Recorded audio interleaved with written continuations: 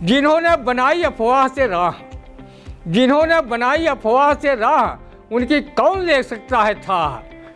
न मूर्ख न विद्वान न साधु न संत जो इधर उधर की उड़ाकर सत्य से दूर भगाकर अफवाह की खेती में जुटे हैं।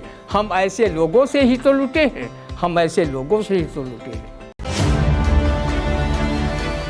एक समय रावण ने 10 दिशा जीत लीन, एक समय 10 शीश कटे पड़े रण में, एक समय कृष्ण भागे जाते आधी रात बीच, एक समय कंस का पछाड़ दिन छिन में, एक समय अर्जुन ने 3 लोक जीत लीन, एक समय भिल्लन ने लूट लीन वन में। और मानुष बिचारे की गिनती करे कौन, सूरज के 3 पन होते।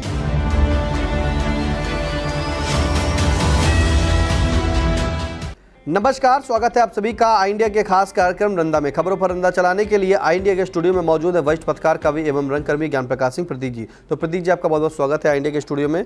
आज की पहली खबर की शुरुआत करेंगे, जहां पूर्व नगर पालिका परिषद अध्यक्ष राधेश्याम जायसवाल व 3 सभासदों के विरुद्ध मुकदमा दर्ज। टाउन हॉल की नजूल जमीन सपा कार्यालय हेतु स्थायी पट्टा आवंटित करने का मामला। आखिरकार समाजवादी पार्टी का जो कार्यालय टाउन हॉल में बना है, उस पर क्या कहना है रंदा का।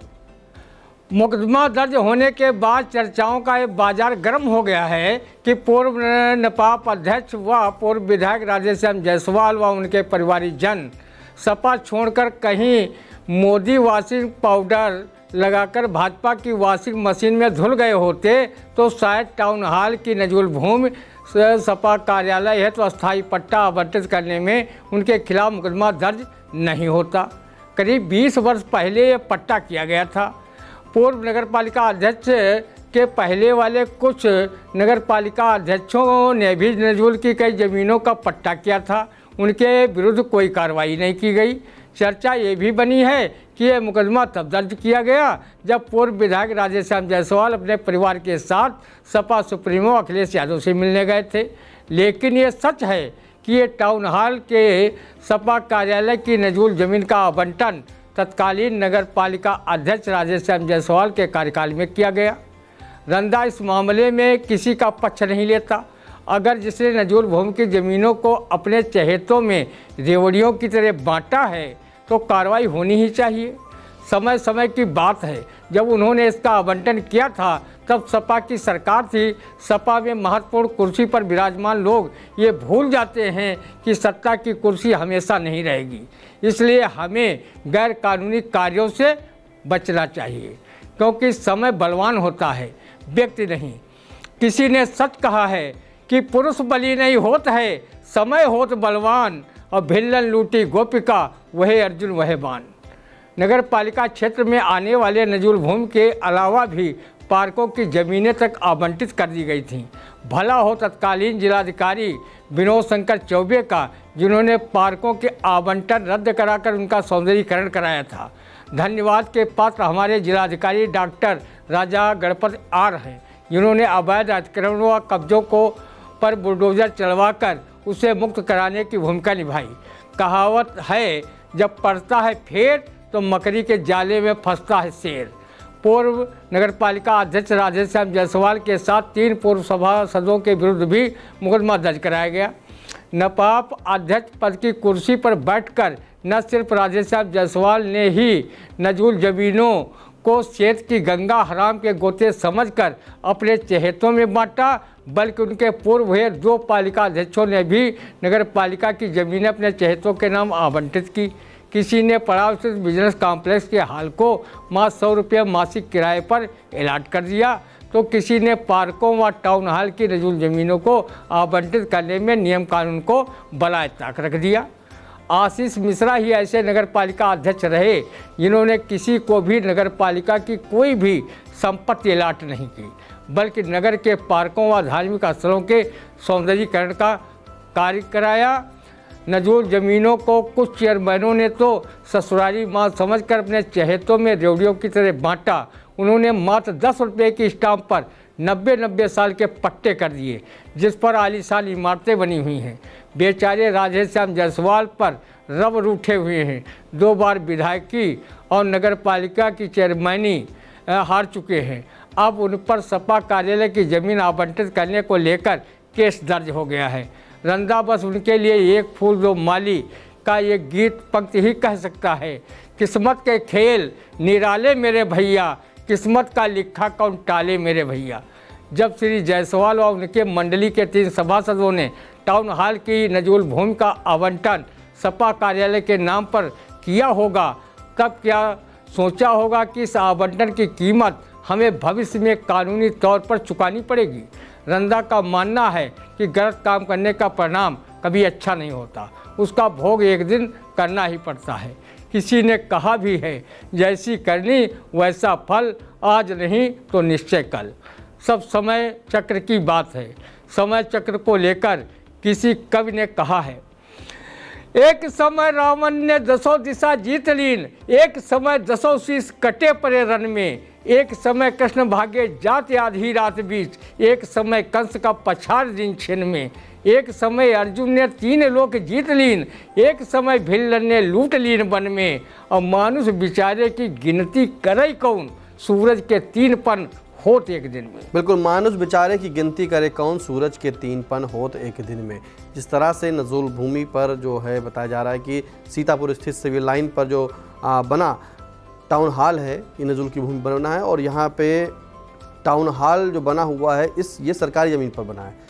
इसी में समाजवादी पार्टी का कार्यालय बना है, और इस 50/60 के समाजवादी पार्टी कार्यालय पर अब खतरा मंडराया, नोटिसें चली। नोटिस के बाद अब इस पर जो इसका जो आवंटन किया गया था, अब उनके विरुद्ध मुकदमा भी दर्ज कर लिया गया, जिसमें पूर्व चेयरमैन व पूर्व विधायक राधेश्याम जायसवाल, 3 सभासद और 1 अज्ञात के विरुद्ध मुकदमा दर्ज है। अगली खबर, जहां परिषदीय स्कूलों में गैस खत्म, अब चूल्हे के सहारे MDM, बिस्कुट केला बांटकर मिटाई बच्चों की भूख, कहीं लकड़ी जलाकर बनाया जा रहा मध्याह्न भोजन, BSA दे रहे सिलेंडर उपलब्ध कराने का आश्वासन।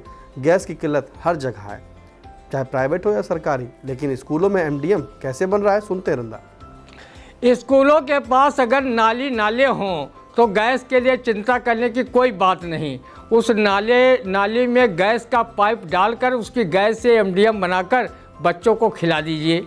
नाली के गैस से चाय खाना बनाने का आविष्कार हमारे देश के महान वैज्ञानिक PM नरेंद्र मोदी ने किया था। उस आविष्कार का भी सम्मान करना वैज्ञानिक डंका पर विश्व गुरु का सम्मान करना है। अमेरिका ईरान युद्ध से उपजे गैस संकट से उबरने का सबसे बढ़िया यही रास्ता भी है। विश्व गुरु के कहने पर जब लोगों ने ताली थाली बजाकर कोरोना जैसी महामारी को भगाने का काम किया था, तो क्या नाली गैस से MDM नहीं बन सकता? प्रयास कीजिए, ये हमारे PM का आविष्कार है। ऐसा न करना उनके आविष्कार का रंदा राष्ट्रीय अपमान मानता है। रंदा ने भी गैस सिलेंडर भरने का धांसू इंतजाम कर लिया है। वो लगातार प्याज पर प्याज और मूली पर मूली खाए जा रहा है। पेट में जब लगातार गैस बनेगी तो 2-4 सिलेंडर दिन भर में भर ही लेगा। जिस ज़रूरतमंद के पास गैस की किल्लत हो, रंदा की इस प्राकृतिक गैस से काम चला लेना। हमारे आदरणीय मुख्यमंत्री योगी बाबा कह रहे हैं कि गैस की कमी को लेकर जो अफवाह फैलाएगा उसके विरुद्ध कार्रवाई की जाएगी। आदरणीय योगी जी, रंदा बताना चाहता है कि अगर गैस की किल्लत नहीं है तो फिर गैस एजेंसियों पर गैस के लिए मारामारी क्यों मची है, लंबी लंबी कतारें क्यों हैं? आप इस बात का स्वयं पता लगवा सकते हैं। विपक्ष तो गैस किल्लत को लेकर संसद से लेकर सड़क तक केंद्र सरकार को घेर रहा है। अगर विपक्षी दल के नेता महज अफवाह फैला रहे हैं तो आप उनके विरुद्ध कार्रवाई क्यों नहीं करा रहे हैं? योगी बाबा, रंदा को भी लगता है कि गैस के मामले में पूरा न सही तो आधी हकीकत और आधा फसाना जरूर है।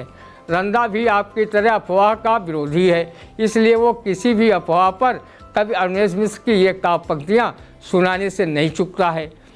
जिन्होंने बनाई अफवाह से राह, जिन्होंने बनाई अफवाह से राह, उनकी कौन ले सकता है था?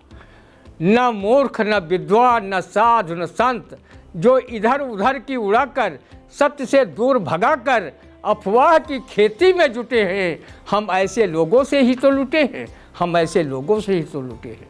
आदरणीय योगी जी, जब किसी समस्या को लेकर मन करुण भाव से गहरे समुंदर में डूब गया हो तो वो किसी की भला कैसे जय जयकार कर सकता है? इस बात को कवि अवनीश मिश्र ने अपनी रचना में इसे समझाया है। जब उर्मे करुणा और नयन में आंसू हों, जब उर्मे करुणा और नयन में आंसू हों, तब जय जयकार किसी की हो दानवता है। जब त्राह त्राह हो रही चतुर्विध जनमन में, तो दुखी क्लांत असहाय विवश मानवता है। कौन कैसा आया है समय, हाथ कोई न कोई थाम रहा, युग सुरा सुंदरी में डूबा, हाथों में अब भी जाम रहा। कोई न किसी की मान रहा, सब अहंकार में फूले हैं, फल रहे कुपथ पर सज धज कर, है सुपथ किधर ये भूले हैं। ये धरती जननी सदा रतन, पर हम निजात पाए कैसे, षड्यंत्रों का अभिनंदन है, मंत्रों का जहाँ विस्मरण है। समझो ऐसे समाज का तो दूषित हो गया आचरण है। ऐसे में केवल मार्ग एक, मन शुद्ध बुद्ध पावनता है। जब उर्मे करुणा और नयन में आंसू हों, तब साथ निभाएं, जो उसकी जय हो, युग कहता है। बिल्कुल, ऐसे में केवल मार्ग एक, मन शुद्ध बुद्ध पावनता है। जब उर्मे करुणा और नयन में आंसू हो, तब साथ निभाए, जो उसकी जय हो, युग कहता है। फिलहाल जिस तरह से गैस की किल्लत है, और गैस की किल्लत अगर नहीं होती तो क्या ये हाहाकार मचा होता। जहां पर सीएम योगी आदित्यनाथ ने भी कहा है कि अगर कोई अफवाह फैलाएगा तो उसके ऊपर जो है उसके विरुद्ध कठोर कार्रवाई की जाएगी। लेकिन आपको बता दें कि सीतापुर में जिस तरह से आप देख रहे हैं कि लाइनें लगी हुई हैं, लाइनें लगने के बाद बुकिंग होने में भी दिक्कत हो रही है। सिर्फ सीतापुर ही नहीं, इस वक्त ऐसे हालात हर जगह बन गए हैं। जो होटल्स रेस्टोरेंट हैं वो लोग बंद कर रहे हैं, क्योंकि उनके पास ईंधन नहीं है, यानी कि कॉमर्शियल गैस सिलेंडर नहीं है। ऐसे में अब संकट गहरा गया है। आज खुद इसकी हकीकत जानने के लिए सीतापुर के जिलाधिकारी डॉक्टर गणपति यार, एसपी अंकुर अग्रवाल निकले थे। उन्होंने गैस एजेंसी जाकर के हकीकत को देखा, लेकिन क्या ये वाकई गैस की किल्लत है, या जिस तरह से बताया जा रहा है क्या ये अफवाह है। फिलहाल अगली खबर, जहां जगत गुरु शंकराचार्य स्वामी अविमुक्तेश्वरानंद ने कहा कि गौ माता को दिया जाए राष्ट्रमाता का दर्जा। काफी लंबे अरसे से मांग कर रहे हैं, सुनते हैं रंदा। आदरणीय पूजनीय सम्माननीय जगत गुरु शंकराचार्य जी, रंदा भी आपकी तरह गौ हत्या रोके जाने का हिमायती है। वो अहिंसा परमो धर्मा पर विश्वास करता है। आप गौ माता को राष्ट्रमाता का दर्जा दिलाइए, अच्छी बात है। गाय की रक्षा होनी ही चाहिए। गाय की तरह आप भैंस को भी राष्ट्रीय मौसी व भैंसा को राष्ट्रीय मौसा का दर्जा दिलाने के लिए अपने आंदोलन का हिस्सा बनाते, तो रंदा जैसे अहिंसावादियों की को और सुखानुभूति होती। भैंस भी गाय की तरह दूध देती है, उसके गोबर का प्रयोग भी गाय के गोबर की तरह किया जाता है। गाय की अपेक्षा भैंस का दूध गाढ़ा होता है, तो वो गाय से अधिक गोबर देती है, जो खाद के रूप में प्रयोग होता है।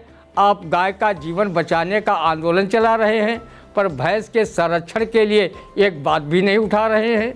गाय का गुणगान तो सलवारी बाबा रामदेव भी करता है। वो गाय का दूध, गाय का घी, गाय का मक्खन, गाय का मूत्र, गाय का गोबर तो दिन भर चिल्लाता है, पर भैंस के योगदान का नाम तक नहीं लेता। रंदा ने जब से गौ माता को राष्ट्रमाता का दर्जा देने की मांग सुनी है, तब से रंदा गैया गैया गैया रे वाला गाना अपने बेसुरे गले से गा रहा है। कहीं सांड बप्पा को भी राष्ट्रीय बप्पा का दर्जा दिलवाने की मांग भी कर देते, तो रंदा आपका दिन रात गुणगान करते नहीं थकता। अगर कहीं गौ माता और गौ राष्ट्रमाता घोषित हो गई और उसका वध पूरे देश में प्रतिबंधित हो गया, तो पीएम के निकट संसद में बैठने वाले मंत्री किरण रिजिजू के मुंह का स्वाद कैसे ठीक होगा, जिन्होंने खुलेआम कहा था कि हम बीफ खाते हैं, हमारे नॉर्थ ईस्ट राज्यों के लोग खाते हैं। स्लाटर हाउस वाले फिर मंदिर के लिए चंदा कहाँ से देंगे। विश्व में दूसरे नंबर का बीफ निर्यातक देश अन्य देशों से निर्यात में पिछड़ नहीं जाएगा। राज्यसभा सांसद सुधांशु त्रिवेदी तो केवल देसी गाय को गौ माता मानते हैं, बाकी किस्म के गायों को मिथुन बताकर उनके मीट के व्यवसाय को बढ़ावा देते हैं। हिंदी भाषी राज्यों में गाय माता है, नॉर्थ ईस्ट व दक्षिण के राज्यों में गाय माता कौन कहे, मौसी मामी कहने को लोग तैयार नहीं। वहाँ उनका वध मीट के लिए किया जा रहा है। क्या है हमारे देश के नेताओं के दोहरे चरित्र। जगत गुरु शंकराचार्य स्वामी अविमुक्तेश्वरानंद जी, जो सनातन धर्म के ध्वजावाहक हैं, रंदा उनका हृदय से सम्मान करता है। स्वामी जी, आप गाय को राष्ट्रमाता का दर्जा दिलाइए।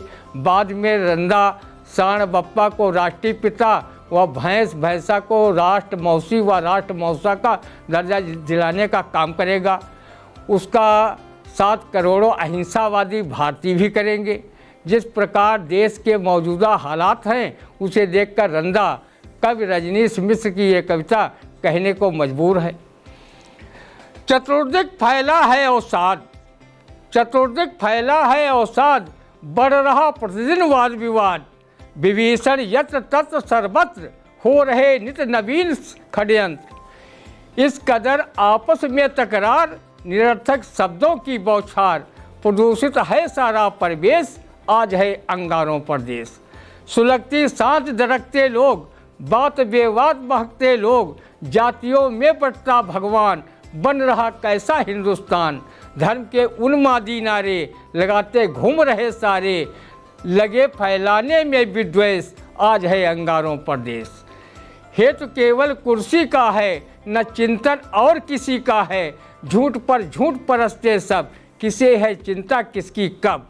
युवाओं के मन में आक्रोश, व्यवस्था के प्रति बढ़ता रोष। कहीं न कर दे सब अवशेष, आज है अंगारों पर देश, आज है अंगारों पर देश। बिल्कुल, न चिंतन और किसी का है, सब झूठ पर झूठ परसते सब, किसे है सचिंता किसकी कब। युवाओं के मन में है आक्रोश, व्यवस्था के प्रति बढ़ता रोष।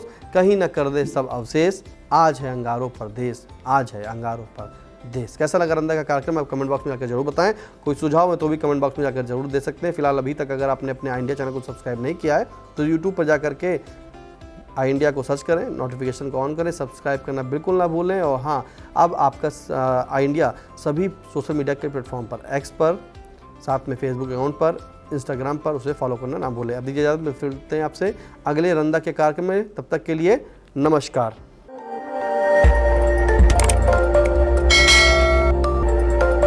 खबर आपकी, नजर हमारी। देखते रहिए आई इंडिया।